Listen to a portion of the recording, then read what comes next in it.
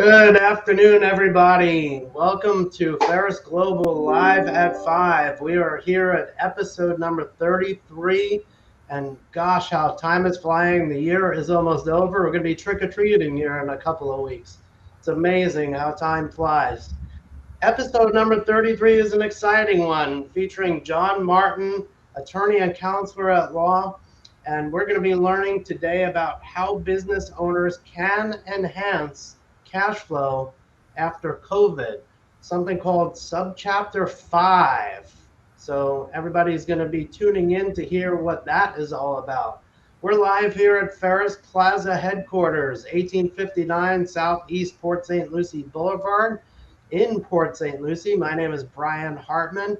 And at Pharus Global, we help businesses from startup all the way to the exit and everything in between. If you have financial management needs, marketing, HR services, payroll, PEO, need an equity partner, or how about a commercial mortgage, a residential mortgage, insurance, we've got it all. You can see everything that we do at pharusglobal.com, and we're happy to help your business grow and take it to exit when you're ready to fly off into the sunset. So without further ado, I am very excited to have with us Jon Martin, and everybody wish him a warm welcome. How are you, Big John? I'm doing great. Hi, everybody. How's everybody doing out there? Everybody is doing awesome, I believe, John. So in addition to admission to the Supreme Court of the United States of America, you, Jon Martin, have been admitted to practice throughout the state of Florida, as well as the southern and middle districts of the federal bankruptcy bar in Florida. You're a member of the Consumer and Business Bankruptcy Committees of the American Bar Association, Consumer and Business Bankruptcy Committees of the American Bankruptcy Institute, better known as ABI, National Association of Consumer Bankruptcy Attorneys, and also a member of the Judicial Liaison Committee for the Southern District of Florida Federal Bankruptcy Court, former member of the Florida Division of the Turnaround Management Association, and Jon Martin, you have served as chairman of the Martin County Bar Bankruptcy Committee in Martin County from 2005 all the way to current, received the Pro Bono Publico Award for all your efforts conducting the Pro Se bankruptcy classes for the Southern District of Florida Bankruptcy Program for Martin County. Boy, is that all a mouthful. You did that all after practicing for at least 2 or 3 years, right, John? Yeah, well, it sort of sounds like I've had my fingers dipped in bankruptcy pretty extensively for a while. I'm kind of sensing that just a little bit, yeah. It's And so many years in the state of Florida too, right? Yes, all during the state of Florida. Many years here in Florida, nearly 20 at this point in Florida alone. Of course, we've got at my age, you can say, well, you've been involved in either business or bankruptcy for about 50 years. Actually, it's a little over 50 years at this point. So I'm giving it away, I guess. Yeah, we're gonna say that you started when you were a year old, John. So you're Oh right no, around I'm 51. not that. No, I'm a lot older than that. Well, we won't tell anybody, all right? That's fine. And I'm glad the camera doesn't really catch the gray hair, so that's pretty good. Yeah, mine either. See? So for everybody that's viewing the show this evening, we'd like to say hello. If you have any questions or comments, feel free to drop them into whether you're watching on LinkedIn or Facebook or YouTube. Punch that like button for us and hit that bell so this way you'll be aware of future shows coming up as well. John and I will be happy to help answer whatever questions you might have, or if you just want to say hi, we're happy to have you say hi as well. Looking forward to it. So John, subchapter 5. I know you and I talked about this, quite extensively about a year ago. I was always intrigued. It's something relatively new. So we're going to talk about how business owners can enhance cash flow after COVID. So what exactly can small business owners and operators do? Many of them have been hit pretty hard with the COVID mandates and shutdowns, and they fear devastating losses and the inability to continue operating because of overwhelming cash flow problems.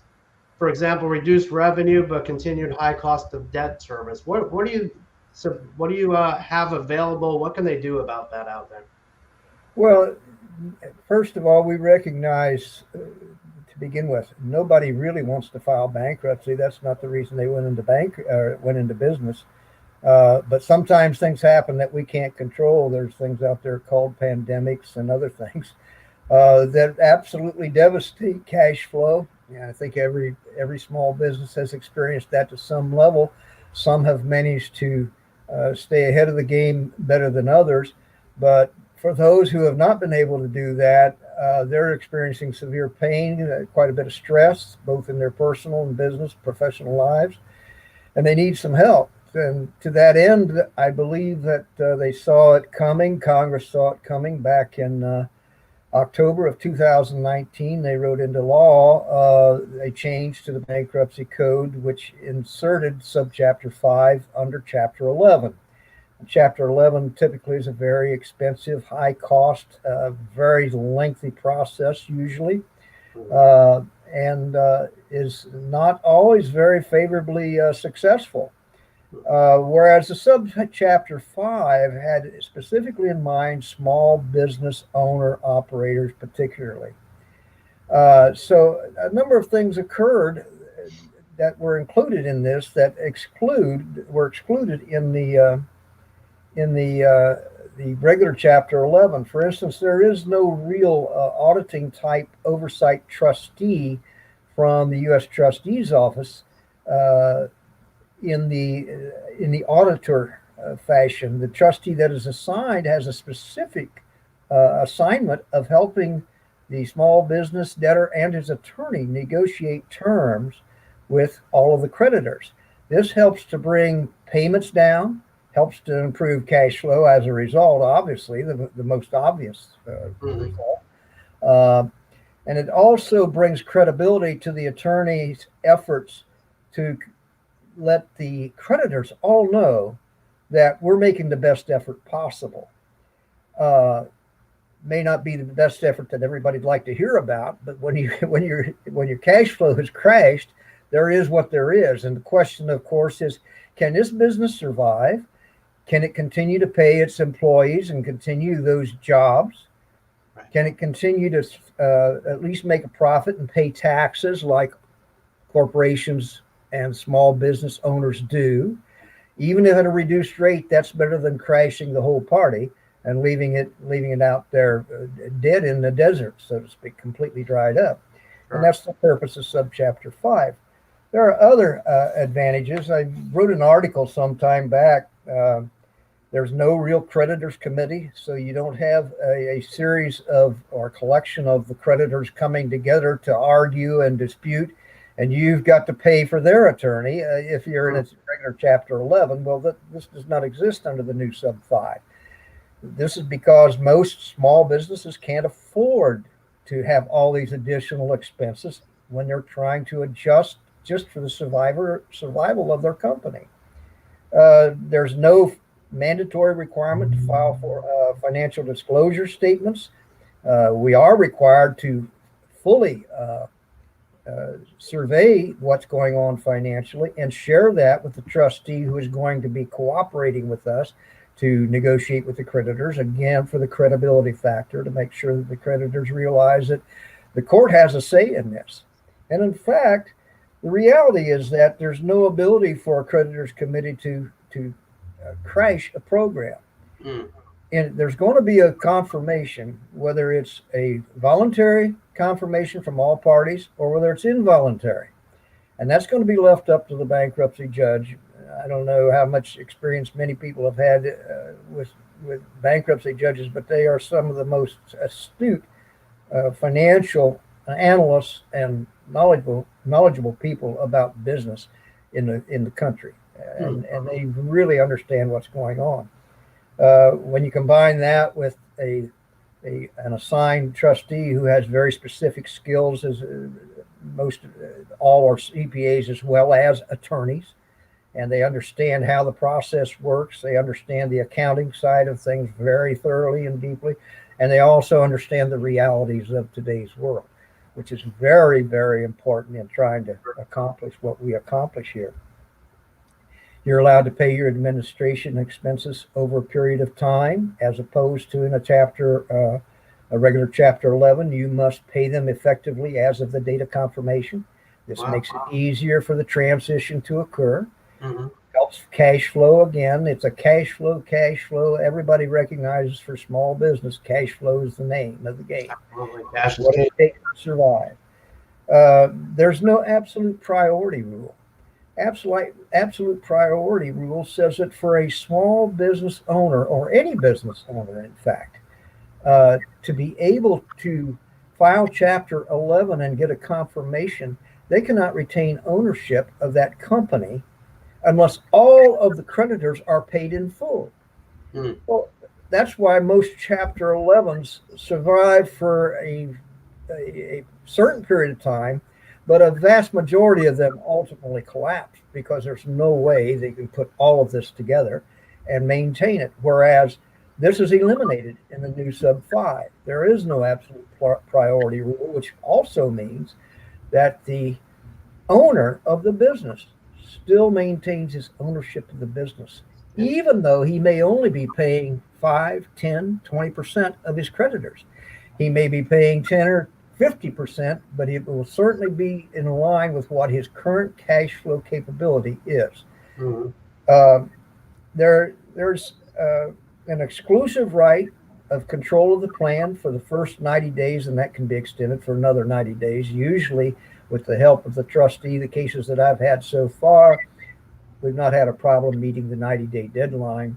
And in fact, we utilize this very tool to talk and negotiate with creditors before we ever file the bankruptcy, obviously, because when they know what's coming, then they are more inclined to talk turkey with us about getting this thing brought into line to where this company can survive. Now, why would they be concerned about doing that?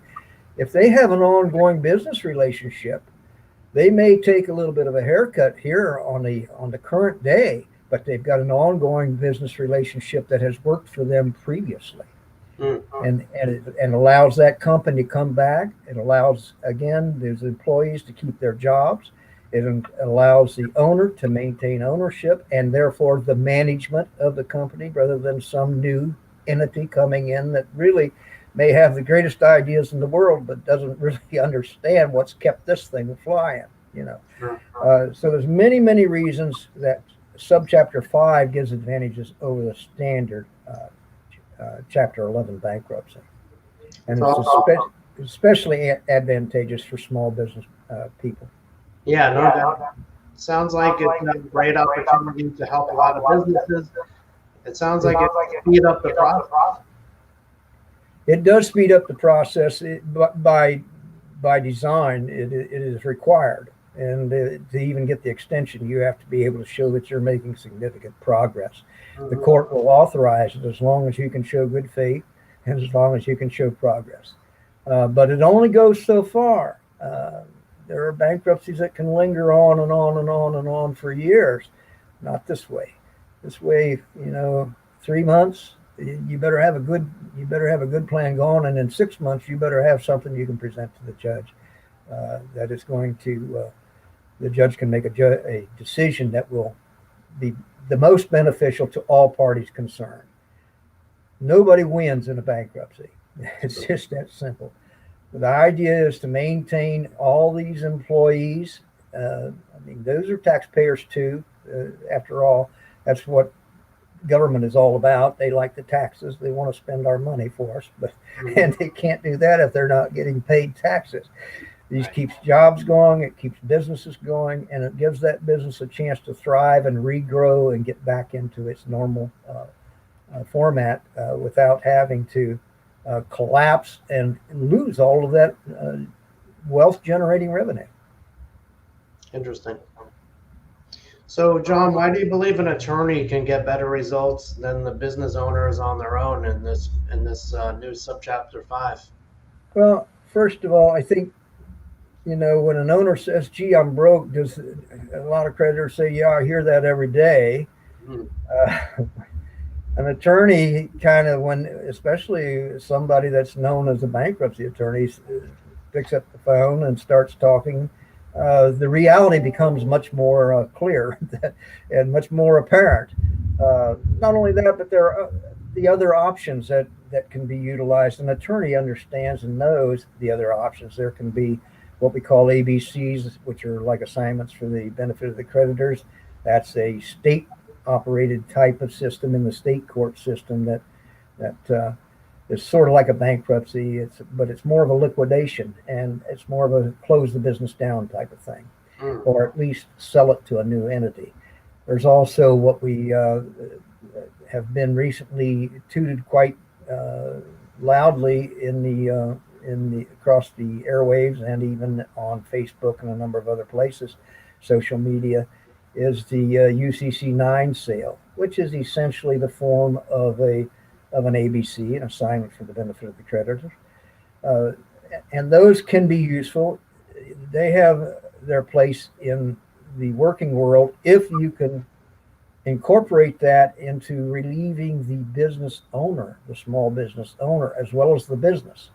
The problem with that is that the negotiating process usually leaves the owner still owing dollars in a UCC 9 sale. You're Hmm. negotiating the same as you would in a bankruptcy, but the point being, the bankruptcy leverage has far more power in the negotiating posture than what the UCC 9 does. At least in my opinion, I'm sure I could find somebody that might agree with me, but I like the power that sits within, and if need be, once we cure the problems for the business, usually that is structured in such a way so as to, in the worst case, if the owner would happen to have to file bankruptcy, he's still going to retain ownership of his business. He's going to maintain his lifestyle. He's going to maintain his home. He's going to maintain his family, which the stress that goes with many of these cash flow issues pass on down the line within the household and create even Sure. more havoc and hardship on everybody, including health issues. So usually, rather than stick your head in the ground, it's best as soon as you start sensing that you got a little bit of a problem, it's probably wise to talk to somebody. I've often said that if I could talk to people many times a year or a year and a half ahead of when they finally do come to me, many times we could prevent the filing of a bankruptcy. And of course, that's what everybody really wants to do. We're trying to save jobs. We're trying to save the businesses. And of course, we want to maintain a level of satisfaction and living and fulfillment for life. Uh, Total devastation doesn't do that. Absolutely.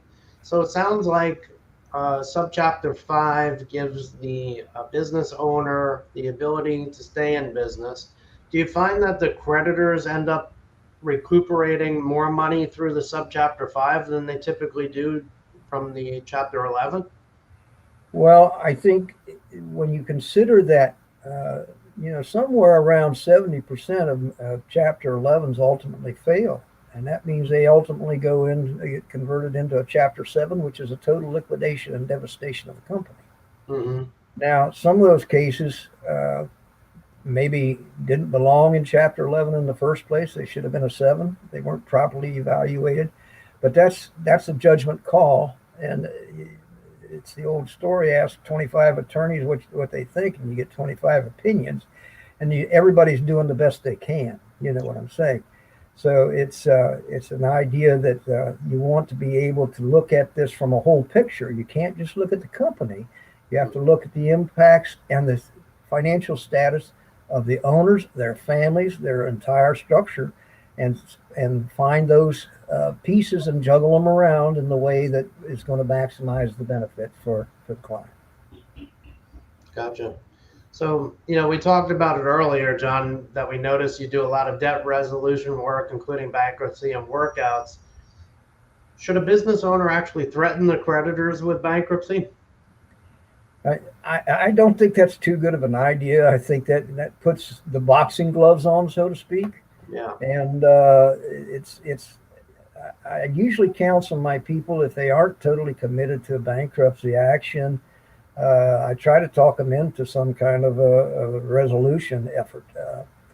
It's and if they have to go back and talk to their creditors, I kind of say, gee, maybe instead of banging your fist on the table or Khrushchev style banging your shoe back in the day, so to speak. Mm-hmm.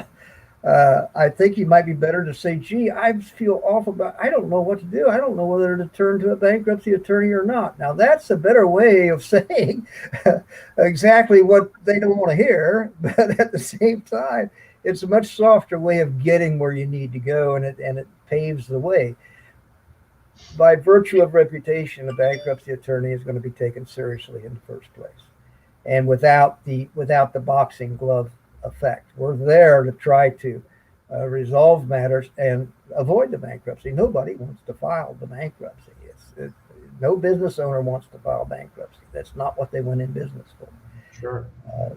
And when you're talking about a subchapter 5, you are talking about continuing the business. You're not talking about just dumping and running and going home. You're talking about continuing the business. That's going to require some commitment from the owner as well. And so it's a fair exchange, and that's what it's based on. Is the best interest of all parties. That's what bankruptcy is, both the best interest of the creditors, best interest of the debtors, and the best interest of society as a whole. Absolutely. Yep. So, we talked about a couple of different solutions. Obviously, one is the subchapter 5. We talked about the UCC 9. There's debt restructuring out there. What are the differences between a few of those, and how do you determine which is the best way to go?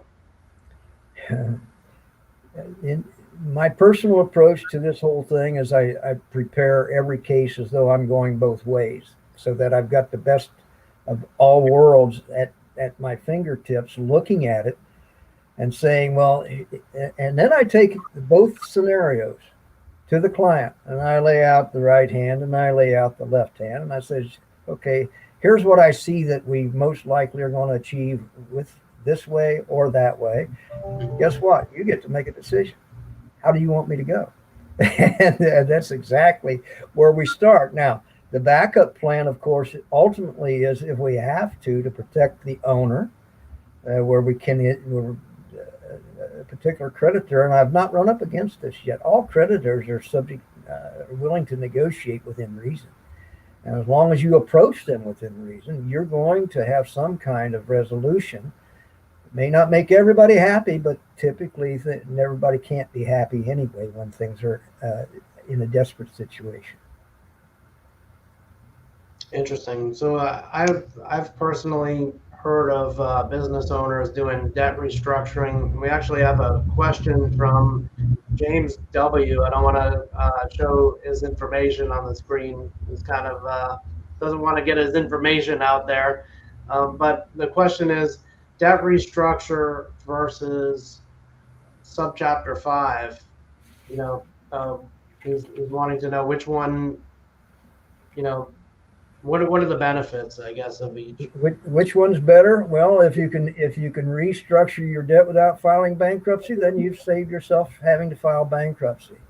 If restructuring the business's debt doesn't help the owner because he's signed personally, typically all small business owners get money by signing personal guarantees on all these things. Mm-hmm. That's why it's so important to take a good hard look at the business owner and his financial situation, as well as the business itself.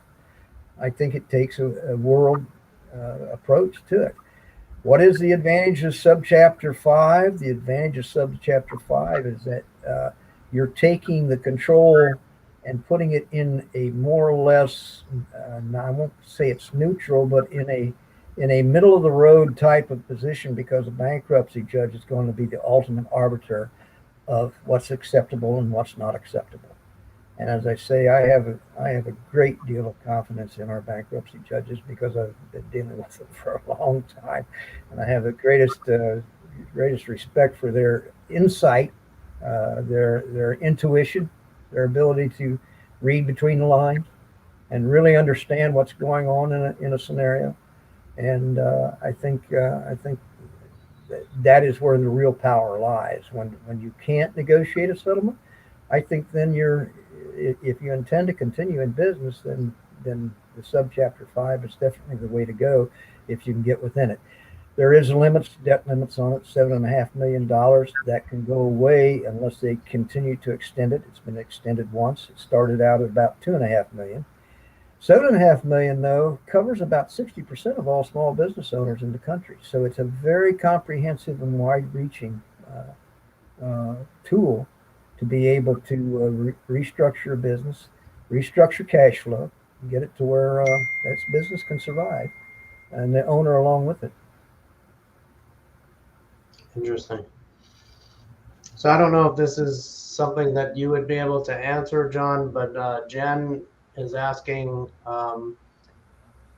She says, when with a subchapter 5, does that affect your personal credit? It's going to affect your personal credit to the extent that if you've personally signed on these business loans, signed personal guarantees, uh, and all you are doing is going to correct and fix the business, then the creditor's got somewhere else to turn, and he's going to come to you. That's why when you're in the process, that's why it's so important to understand the financial structure of the business owner himself Yeah. and make that part of the negotiating process within the subchapter 5. Can you totally eliminate all liabilities? Maybe you can, maybe you can't. That's an individual one-on-one case, but there's always a solution within that power. That I find usually you can find a road that is going to be a very acceptable road, especially for the business owner, and ultimately, when you think about it, the creditors as well. Bankers understand this. Major lenders, equipment lenders, those sorts of people. Nobody wants to experience the haircut, but at the same time, I guess an old bankruptcy truism is: would you rather have something or would you rather have nothing? Because if you can't come to terms, there is nothing. That's why it is where it is in the first place. Got it. So, for the final question, John, sounds like there's a lot to consider before deciding either way. So, do you have additional information that you want to pass on to our listeners and what they might want to look at first? Well, again, I'm sure most bankruptcy attorneys will talk to you for, as a for no fee initially. I don't charge a fee for the initial consultation, basically because I don't want cases that can't fly. They can't, you can't win. Mm-hmm. You can't come out on top of. And so we're always happy to talk with people. I see that my name and number is scrolling across the bottom. I also have additional information. As I said, I write almost every month for the local bar journal here. I have a backlog of articles that people might be interested in. If they want to contact me, I can give them either a site to be able to go review some of those archives if they would want to do that. Or if they just want to come in and talk, I'm happy to do that as well. And we have a number of resources here that we utilize in our own practice to help inform people. Informed people make better decisions, obviously, and that's what we're here for. We're here to try to help people get from a tough place to a better place. I have a saying I like to use. It's not just bankruptcy; it's the beginning of a better life. And truly, that is the case because most people, whether it's a consumer or whether it's a business, I've watched people come in here and they are devastated. Nobody again wants to do this. They feel defeated. Yeah. But the answer is simple. Things happen that you can't control. It's the pandemic especially for businesses, has been devastating. Mm-hmm. Uh, in your personal life, of course, illness, loss of a job, illness of a child, all these things, and that's why bankruptcy was ever uh, instituted into our society in the first place. You can't if there's no hope, then there's no reason for people to work and become productive, Sure. and then they don't pay taxes, and of course that's what the man up there in Washington is mostly concerned with. So it's a win for society in whole, because the more successful society is, the more society benefits all the way around. I agree. So now with the moratorium recently being lifted, it sounds like unfortunately, there may be some more folks heading down the road towards some trouble. It might be a good time for people to reach out to you to get ahead of the curve and just see what options are available. Always better to get ahead of the game rather than wait until your back's against the wall. That everybody realizes that. Although most people will drag their feet to get here, and that's what I say. I wish I could see many of these people a year and a half in advance, uh, because for many you might be able to really save them. And again, there's nothing saying down the road that a cure today isn't a cure that might be needed even worse down the road. So Right. if a person can just ease enough, sometimes we'll bifurcate cases. We'll find ways of making it more palatable for everyone involved. Essentially, it just takes learning what you have to know. And what most people don't know, of course, is how this whole process works. All they kind of think is, oh, this is terrible, terrible, terrible. I'm a bad person. Not so. Just isn't. That's not the case at all. Like I said, things happen we don't control. It's why it was put here in the first place. It's awesome. So it's almost like many people think of bankruptcy and they think it's a bad, like, four-letter word, even though it's not four letters, right? And they stick their head in the sand. Well, rather than doing that, it sounds like there can be some light at the end of the tunnel, and should certainly be an option for people to look at, when they're going down that road. I think it's very important. I look at it very clearly. In some of my materials, I point out that there's would you hire a carpenter with only one tool? Probably not. A good bankruptcy attorney ought to have more than one tool, and the goal should be to try to help people get beyond where they are, whether Sure. it includes a bankruptcy or if you can avoid that. To me, that's always the preferred approach, Sure. if I can do that.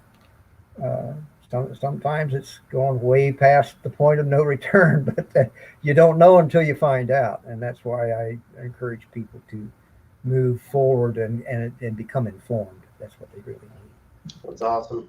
John, thank you very much for being on the show. For anybody that would like to reach out to you, the information is right there. Jon L. Martin, attorney at law.